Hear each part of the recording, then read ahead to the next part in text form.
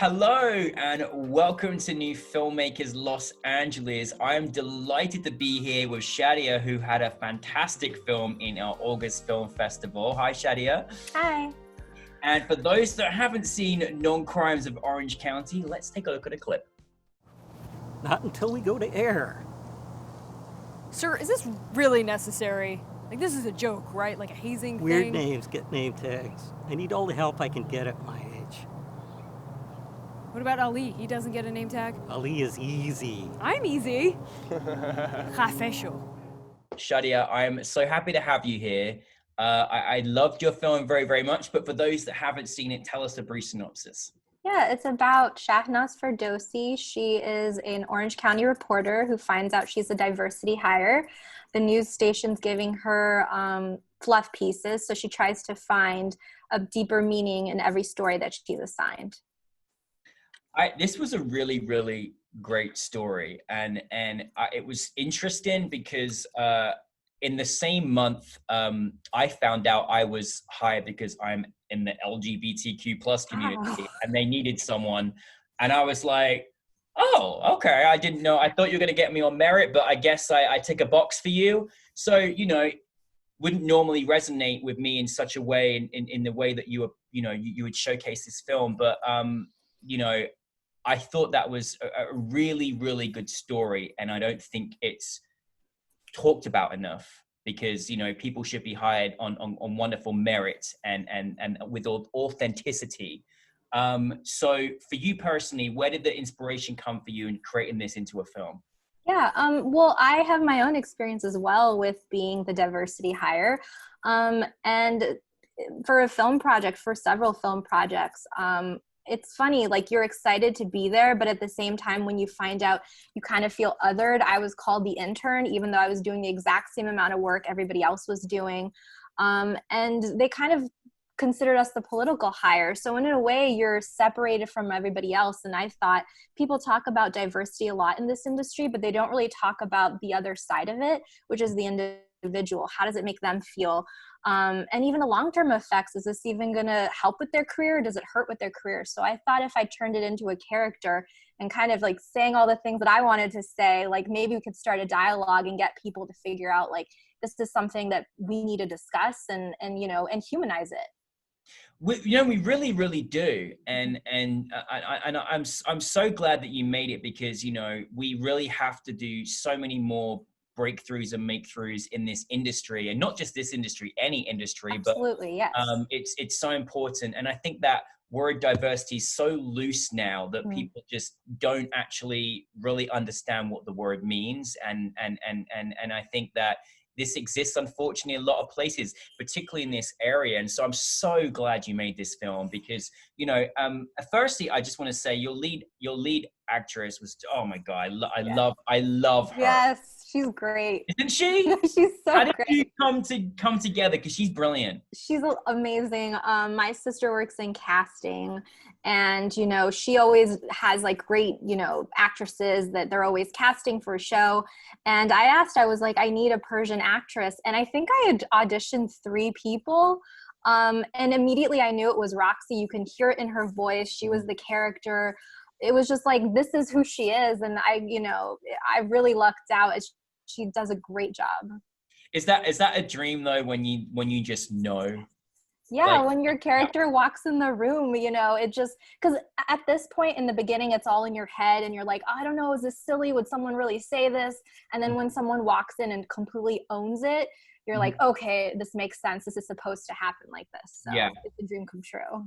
And the fascinating thing is you could have gone a few ways about telling this story, and you had this some comedic undertones as well, because it was actually, she's very, very funny, like, you know what I mean, like I love her timing with everything and her reactions to everything, and how that outplays with others. For you personally, when you're making this project, I mean, did you want to kind of take it in with this sort of like this kind of sort of humorous undertone rather than kind of turn it into something that's, because it is serious, but, unfortunately, it's almost like it's not taken seriously, if you know what I mean. Well, the thing is, like, I think my favorite shows are it's a serious actress, but with like a comedic slant. So like Veep, The Comeback, Insecure, these are my favorite characters. And so I don't want to create a world that's completely slapstick and over the top. And so I wanted like little moments. It's kind of what happens in life, honestly. Like life isn't just like, you know, joke, joke, joke, but there's things that happen and then, you know, a little bit of side eye and you're like, did that really happen? So Yeah. I think that just makes it a little bit more real and more textured, and you Yeah. can take her more seriously too. No, definitely. I love that you mentioned those shows. It definitely had that esque to it as well. You could be completely directing a whole series with that style for sure. Yeah. You know, I think as well, I think there was a play on in the way that, in that style, that made me feel that, you know, sometimes, you know, the things that are going on, you know, in these industries, diversity hires, like it, you know, it is overlooked, you know, and it's almost that this kind of comedic aspect to it is where it's kind of like overlooked a little bit, you know, which I find quite disturbing, you know, and I'm sure you do too as well. And so was that kind of something as well that you thought about, like that, you know, we aren't having this conversation enough and it's not taken seriously? And I think that articulated well with your kind of comedic undertone as well. Yeah. Also, I think like comedy is a great way to bring up topics people aren't usually comfortable with. And so if you can put it in a character and kind of satirize it a little bit, I think people can come to terms with it a little bit more. And definitely something like diversity. I think in this industry, people kind of, like you said, we all check the boxes, but they kind of want to shove you to the side and say, well, we dealt with that, it's over. But I feel like if you add more comedy to it and you can create a more human character, that people can be like, okay, well, if it's not in a serious way that you're kind of telling people what to do, I think they're more ready to have that dialogue and discuss it. Well, I love the whole, obviously, this whole, you know, stereotypical kind of reporter experience. You know, I always feel really hard on reporters. I always know they got a really tough job as it is anyway, to report on the news. But it's funny because I feel like sometimes in the media, we have news about absolutely nothing as well. Yes, You know? that's something I wanted to bring up too, of just like all these fluff pieces that were like, why do we spend so much time? But in a funny way, is people need those fluff pieces. So I wanted to explore that area too. And this was obviously a dedication to the non-crimes of Orange County. Obviously, it was filmed in Orange County, was it? Yes. Absolutely, yes.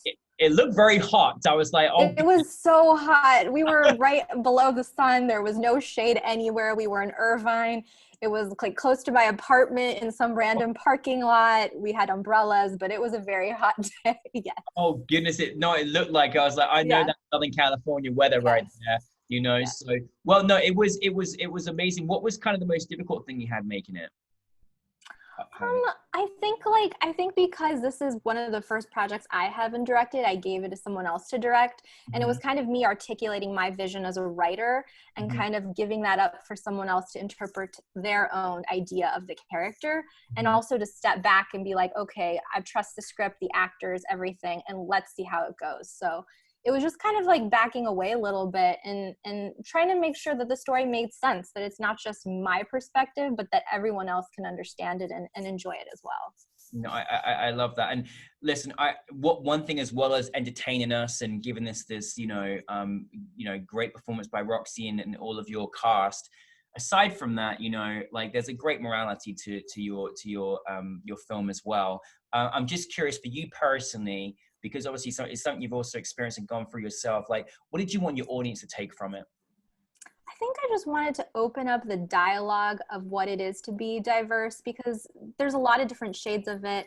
Woman, man, LGBT, brown, disabled, anything. It's such a spectrum. And so the funny thing is, when you look at Roxy, you think diversity, you're like, no way, like she looks, you know, amazing. Like, but the thing is, there are still those racial discriminations and undertones that people don't really want to talk about. And we try to hide it and, you know, skirt the issue. And I think it's important to bring it to the surface and start talking about it and how it impacts the people that are behind it. Yeah, I'm so glad the points that you've raised. I'm so glad because, you know, there's a lot of movements we need to shake up in this industry, and they exist in every other industry as well. And I think it was relatable to a lot of different industries, and you know, and people need to, you know, really shift how it exists in their work. force as well. So I'm so glad that you made that film, as well as, you know, entertaining us as well with great performances. Listen, it was so great to have you as part of New Filmmakers LA and celebrate you. What's it reaction been like having it being celebrated, you know, in different platforms? You know, it's really amazing. When I first started this web series, I just thought like, okay, I'm just going to try to do this and see if I can do this as a writer, as a producer, as a director. And then just hearing people's feedback, a lot of it, I feel like, especially from Persian women even, it's like, hey, we finally get a woman on screen that's not like a bumbling kind of idiot, but she has a perspective, a point of view, and ambition. And that was really my goal, was just to create a character that people kind of see themselves in. And I feel like this story is really important to me. It's not just about my story, but it's also sharing it with other people and listening to their stories. So I feel like in a way it's kind of bigger than me, and it gives me a reason to keep going at it. So it's really incredible.